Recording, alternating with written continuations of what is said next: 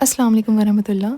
तो हम सभी को मालूम है कि रजब का महीना शुरू हो चुका है और रजब का महीना कितना ज़्यादा फ़जीलत और बरकत वाला है। तो उस पे काफ़ी लोगों की रिक्वेस्ट आई मुझे कि आप इस पे वीडियो ज़रूर से बनाएं।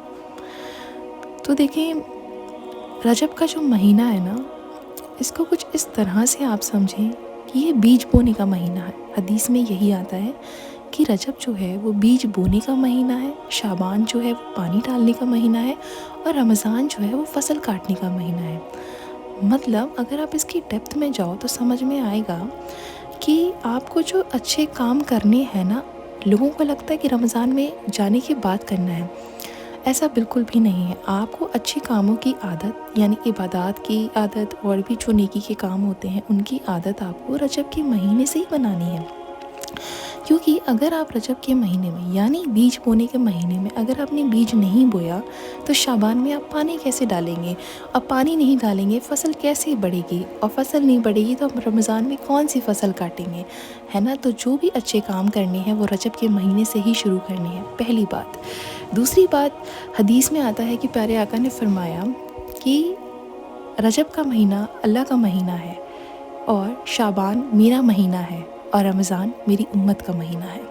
ये तीनों एक साथ जुड़े हुए हैं, ठीक है ना? ऐसा नहीं है कि रमज़ान जब आएगा तभी हम कुछ करेंगे, नहीं। जो काम करने हैं रजब के महीने से ही शुरू करें।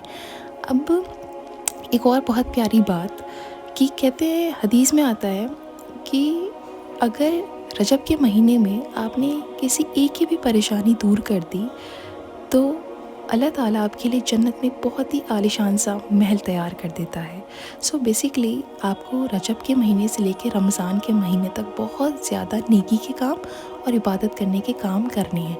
देखिए, मुसलमान पे तो वैसे भी है कि वो नेकी के काम और अच्छे काम इबादत वगैरह करे, मगर इन तीनों महीनों में बहुत ज़्यादा फजीलत है और बहुत ज़्यादा बरकत है। सेम उसी तरह से अगर आप कोई गुनाह करेंगे तो उतना ही ज़्यादा वो गुनाह भी बढ़ेगा, ठीक है? तो इस तरह से आप ये समझ लें कि जितनी नेकी का सवाब है उतना ही गुनाह का भी है। तो आप गुनाह नहीं करें, ठीक है? गुनाह से बचें बल्कि नेकी के काम को बढ़ाएं।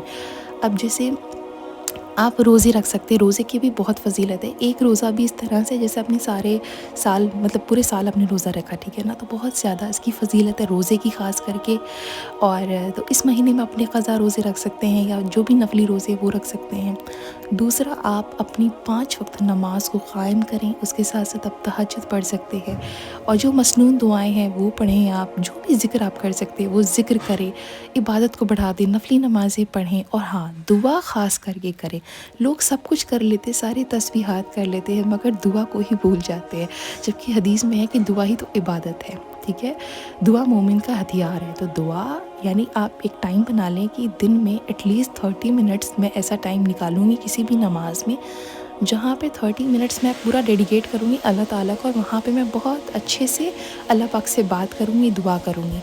ऐसा नहीं बस चलते फिरते दुआ कर ली और बिल्कुल इस तरह से नहीं, प्रॉपरली आपको दुआ करनी है 30 मिनट्स 40 मिनट्स जो भी आप कर सकते हैं, ठीक है? इसके अलावा एक और मेरी गुजारिश है कि देखिए, ये हो गए इबादत के काम। इसके अलावा आप किसी एक को भी ढूंढो ना जिसकी आप हेल्प कर दो इस महीने में, तो इंशाल्लाह आपके लिए जन्नत में महल तैयार हो जाएगा। और अल्लाह ने तो वैसे भी कहा है, तुम लोगों पे रहम करो मैं तुम पे रहम करूँगा। तो किसी एक की परेशानी ज़रूर से आप दूर करिएगा, क्योंकि ये काम लोग भूल जाते हैं, तो ये काम आपको लाज़मी करना है। जज़ाकल्लाह खैर।